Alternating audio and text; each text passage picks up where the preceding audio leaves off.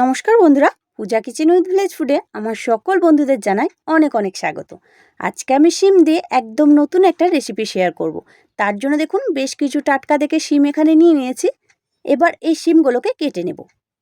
এই দুই সাইডটা কেটে একটা যে সুতোর মতো অংশ থাকে সেটাকে বাদ দিয়ে দিচ্ছি।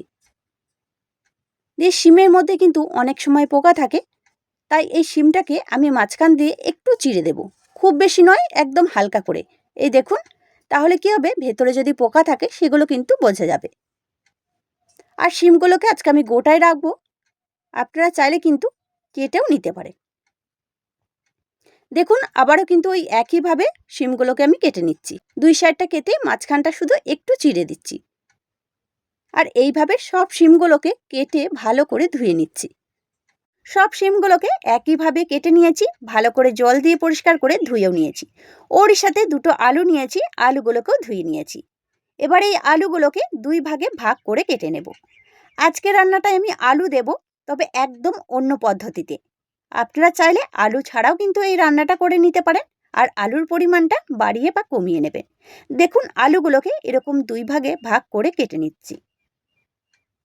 সব কিছু ভালো করে ধুয়ে পরিষ্কার করে নিয়েছি। এবার চলুন রান্নাটা করে নেব। গ্যাস জ্বালিয়ে একটা প্রেসার কুকার বসিয়ে দিয়েছি। এবার এই কুকারের মধ্যে প্রথমে ধুয়ে রাখা আলুর পিসগুলোকে একে একে দিয়ে দিচ্ছি। 4টে পিসকেই এখানে দিয়ে দিচ্ছি। ওরই সাথে যে শিমগুলোকে কেটে ধুয়ে রেখেছিলাম সেই শিমগুলোকেও সব দিয়ে দিচ্ছি। সব শিমগুলোকে দিয়ে দিয়েছি।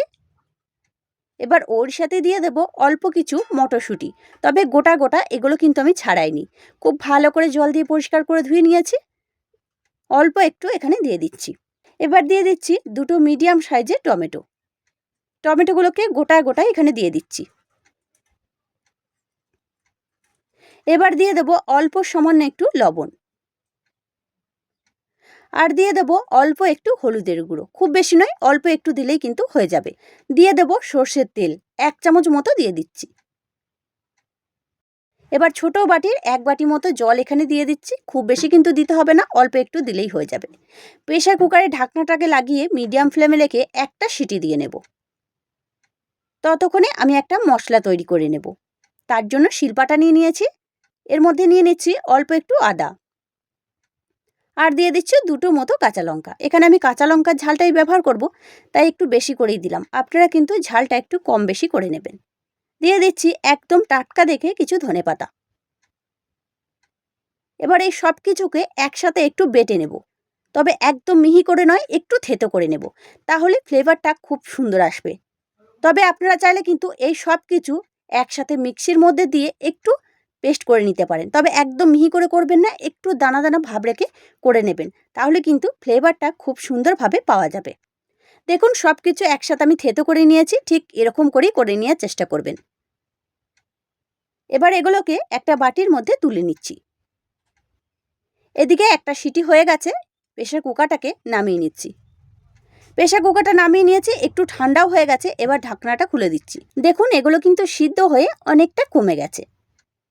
এবার প্রথমে টমেটোগুলোকে একে একে তুলে নিচ্ছি, দিয়ে মটরশুঁটিগুলোকে তুলে নিচ্ছি। বন্ধুরা, এগুলো কিন্তু খুব বেশি সিদ্ধ করার প্রয়োজন নেই, 80 থেকে 90% মতো সিদ্ধ করলেই কিন্তু হয়ে যাবে। অনেকটা ঠান্ডা হয়ে গেছে, তাই শিমগুলোকে হাতে করেই আমি তুলে নিচ্ছি।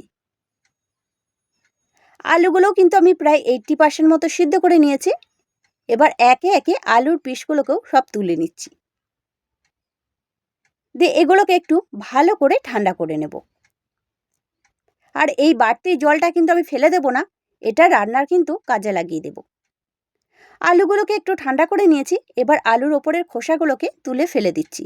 এখানে আমি খোসা সমেত আলুগুলোকে সিদ্ধ করেছি, তবে আপনারা চাইলে খোসা ছাড়িয়েও কিন্তু সিদ্ধ করে নিতে পারেন। আলুগুলোকে খোসা ছাড়িয়ে নিয়েছি, এবার কেটে নেব। যেহেতু অর্ধেকটা করে সিদ্ধ করে নিয়েছি, তাই খুব বেশি ছোট করে কাটলে কিন্তু হবে না। দেখুন, আমি ঠিক এরকম ডুমো ডুমো করে আলুগুলোকে কেটে নিচ্ছি। সব আলুগুলোকে কেটে নিয়েছি। এবার আলুগুলোকে সব তুলে নিচ্ছি। সব আলুগুলোকে তুলে নিয়েছি। এবার শিম, মটরশুঁটি ওগুলোকেও নিয়ে নিয়েছি। মটরশুঁটি থেকে দানাগুলোকে বের করে নিচ্ছি, দিয়ে এই যে খোসাটা, এটা কিন্তু ফেলবো না, এটাও কিন্তু রান্নার কাজে লাগিয়ে নেব। এখন তো শীতকাল, আর যে রান্নাতেই এই মটরশুঁটি দেবেন না কেন, খেতে বেশ ভালো লাগে। দেখুন, মটরশুঁটির খোসা থেকে এরকম সুতোর মতো অংশটা টান দিলেই কিন্তু বেরিয়ে চলে আসবে। দিয়ে এটাকে নিয়ে নেব।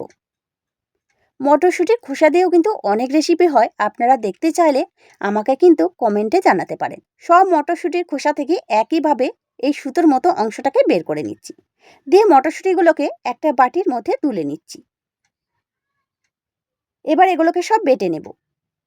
তার জন্য ওই শিলপাটাটা নিয়ে নিয়েছি। এবার এর মধ্যে শিম আর মটরশুঁটির খোসা ওগুলোকে নিয়ে নিচ্ছি। দিয়ে এগুলোকে সব একসাথে খুব ভালো করে বেটে নেব। বন্ধুরা, আপনারা চাইলে এই সব কিছু একসাথে মিক্সির মধ্যে দিয়ে কিন্তু পেস্ট করে নিতে পারেন, তাহলে কিন্তু সময়টা অল্প লাগবে, তবে শিলপাটায় তৈরি করলে টেস্টটা বেশি ভালো আসবে। দেখুন, সিম আর মটরশুঁটির খোসা কিন্তু বেটে নিয়েছি।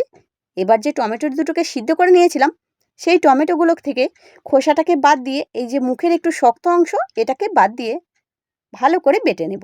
এই দেখুন, দুটো টমেটোকেই আমি নিয়ে নিয়েছি। প্রথমে একটু হাত দিয়ে মেখে নিচ্ছি, দিয়ে এটাকেও ওই একইভাবে বেটে নিচ্ছি। সব কিছু একসাথে আমি বেটে নিয়েছি। দেখুন, খুব সুন্দর করে কিন্তু বাটা হয়ে গেছে। এবার আগে কিন্তু কিছু আমি শিম বেটে নিয়েছিলাম, ওর মধ্যেই এই পেস্টটাকেও আমি তুলে নিচ্ছি। সব কিছু বেটে নিয়েছি। এবার চলুন বাকি রান্নাটা করে নেব। গ্যাস জ্বালিয়ে একটা কড়াই বসিয়ে দিয়েছি, দিয়ে দিচ্ছি 2 থেকে 3 চামচ মতো সর্ষের তেল। তেলটা গরম হয়ে গেলে ফোড়নে দিচ্ছি হাফ চামচ মতো কালো জিরে। এবার এই কালো জিরেটাকে খুব ভালো করে ভেজে নিতে হবে। কালো জিরেটা দিয়ে ভাজা হয়ে গেলে যে আদা আর কাঁচা লঙ্কা বেটে রেখেছিলাম আর ধনেপাতা, সেই পেস্টটাকে দিয়ে দিলাম। এবার এগুলোকে দিয়ে কয়েক মিনিট নাড়াচাড়া করে ভেজে নিতে হবে। যেহেতু আদা দিয়ে আছে, এর একটু কাঁচা গন্ধ থেকে যেতে পারে, কয়েক সেকেন্ড ভেজে নিলেই হয়ে যাবে। দেখুন, বেশ কিছুক্ষণ ভেজে নিয়েছি। এবার আলুগুলোকে দিয়ে দিচ্ছি। আলুগুলোকে দিয়ে এগুলোর সাথে বেশ কিছুক্ষণ নাড়াচাড়া করে নেব। এতে কিন্তু খুব সুন্দর একটা ফ্লেভার আসবে, আলুগুলো কিন্তু খেতে বেশ ভালো লাগবে। মিনিট খানেক আলুগুলো দিয়ে নাড়াচাড়া করে নিয়েছি। এবার এর মধ্যে দিচ্ছি অল্প সামান্য একটু হলুদের গুঁড়ো আর হাফ চামচ মতো জিরের গুঁড়ো। দিয়ে এ দুটোকে দিয়ে আবারও মিনিট খানেক নাড়াচাড়া করে নেব, যাতে এই মশলাগুলোর কাঁচা গন্ধটা চলে যায় আর খুব ভালোভাবে বেশ আলুর মধ্যে মিশে যায়। যেহেতু আলুটা সিদ্ধ করে নিয়েছি, তাই একটু ভেজে নিলে কিন্তু খেতে খুব ভালো লাগে। দেখুন, বেশ কিছুক্ষণ নাড়াচাড়া করে ভেজে নিয়েছি। এখন কিন্তু মশলাগুলো বেশ আলুর গায়ে লেগে গেছে। এবার এই সময় শিম, মটরশুঁটি আর টমেটো যে পেস্ট করে রেখেছিলাম সেটাকে দিয়ে দিলাম। দিয়ে এই পেস্টটাকে দিয়ে আবারও কিন্তু বেশ কিছুক্ষণ এই আলুর সাথে নেড়েচেড়ে মিশিয়ে নিতে হবে, যাতে সমস্ত মশলা ভালোভাবে মিশে যায়। যেহেতু এগুলো সিদ্ধ করে নিয়েছি, তাই একটু কিন্তু কষিয়ে নিতে হবে। একটু নাড়াচাড়া করে নিয়ে এবার দিয়ে দিচ্ছি স্বাদ মতো লবণ। লবণটা বুঝে দেবেন, কারণ আগে কিন্তু অল্প একটু লবণ দেওয়া ছিল। লবণটাকে দিয়ে আরেকটু নাড়াচাড়া করে মিশিয়ে নিচ্ছি। দিয়ে এটাকে প্রায় 2 মিনিটের জন্য একটু ঢাকা দিয়ে দেব। 2 মিনিট হয়ে গেছে, ঢাকাটা খুলে দিচ্ছি। এখন দেখুন, এটা কিন্তু বেশ কিছুক্ষণ কষিয়ে নিয়েছি, তাই শিমের পেস্টটা কিন্তু খুব ভালোভাবে মশলার সাথে মিশে গেছে। এবার যে মটরশুঁটিগুলোকে তুলে রেখেছিলাম সেগুলোকে এই সময় দিয়ে দিচ্ছি। বন্ধুরা, আপনারা চাইলে কিন্তু কাঁচা মটরশুঁটি ওখানে ব্যবহার করতে পারেন, তবে সিদ্ধ করে দিলে কিন্তু খেতে বেশি ভালো লাগে। মটরশুঁটি দিয়ে একটু নাড়াচাড়া করে নিয়েছি। এবার দিয়ে দিচ্ছি অল্প সামান্য একটু চিনি। চিনিটা দিলে কিন্তু মিষ্টি হবে না, স্বাদের ব্যালেন্স থাকবে। আর যে মটরশুঁটি আর শিম সিদ্ধ করেছিলাম সেই জলটা থেকে গেছিল, সেখান থেকে অল্প একটু জল এখানে দিয়ে দিচ্ছি। খুব বেশি কিন্তু দেওয়ার প্রয়োজন নেই। আবার চাইলে কিন্তু জল ছাড়াও এটা তৈরি করে নিতে পারেন। অল্প একটু জল দিয়েছি, জলটা দিয়ে একটু নাড়াচাড়া করে নিচ্ছি।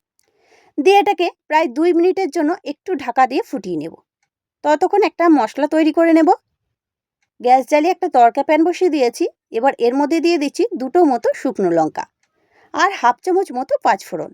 এবার এগুলোকে একসাথে কয়েক সেকেন্ড একটু নাড়াচাড়া করে ভেজে নিচ্ছি। খুব বেশি কিন্তু ভাজার প্রয়োজন নেই, কয়েক সেকেন্ড ভেজে নিলেই হবে। এবার এগুলোকে নামিয়ে নিচ্ছি। ঠান্ডা হয়ে গেলে আধ ভাঙা করে গুঁড়ো করে নেব। আর এদিকে শিমটাকে হতে দিয়েছিলাম, প্রায় 3 মিনিট মতো হয়ে গেছে। দেখুন, যেটুকু জল দিয়েছিলাম জলটাও কিন্তু শুকিয়ে গেছে আর একটু বেশ শুকনো ধরনের হয়ে গেছে। এবার এখানে দিয়ে দিচ্ছি 1 চামচ মতো কাঁচা সর্ষের তেল। আর যে পাঁচফোড়ন আর লঙ্কাটাকে ভেজে নিয়েছিলাম সেটাকে দেখুন আধ ভাঙা করে গুঁড়ো করে নিয়েছি। এখান থেকে প্রায় 1 চামচ মতো দিয়ে দিচ্ছি। এইভাবে একবার লঙ্কা আর পাঁচফোড়নটা ভেজে এই লাস্টে দিয়ে দেখবেন, এর সুগন্ধেতেই কিন্তু পুরো ভাত খাওয়া হয়ে যাবে। এবার তেল আর এই মশলাটাকে দিয়ে কয়েক সেকেন্ড নাড়াচাড়া করে নেব। এটা কিন্তু তৈরি হয়ে গেছে। এই মশলাটাকে দেওয়ার পর খুব বেশিক্ষণ কিন্তু আর নাড়াচাড়া করা যাবে না, তাহলে মশলার ফ্লেভারটা কিন্তু চলে যাবে। এটা তৈরি হয়ে গেছে। চলুন এটাকে এবার গরম গরম পরিবেশন করি। তৈরি হয়ে গেল সম্পূর্ণ নিরামিষ শিম আলুর একটা দুর্দান্ত রেসিপি। বন্ধুরা, শিম তো অনেকভাবে বানিয়ে খেয়েছেন, একবার হলেও এই পদ্ধতিতে রান্নাটা করে দেখতে পারেন। গরম গরম ভাতে তো ভালো লাগবেই, শুধু মুখেই কিন্তু এক বাটি খেয়ে ফেলবেন। তাহলে বন্ধুরা, আজকে আমার এই শিমের রেসিপিটা আপনাদের কাছে যদি ভালো লেগে থাকে, লাইক দেওয়ার অনুরোধ রইল। চ্যানেলে নতুন হয়ে থাকলে অবশ্যই চ্যানেলটিকে সাবস্ক্রাইব করে নেবেন, তার সাথে পাশে থাকা বেল আইকনটি প্রেস করে দেবেন আমার এরকম সহজ ভিডিও নোটিফিকেশনগুলো সবার আগে পাওয়ার জন্য। তাহলে আজকের মতো এখানেই, আবার ফিরে আসছে অন্য কোনো দিন অন্য একটা রেসিপি নিয়ে। ততক্ষণ আপনারা ভালো থাকবেন, সুস্থ থাকবেন।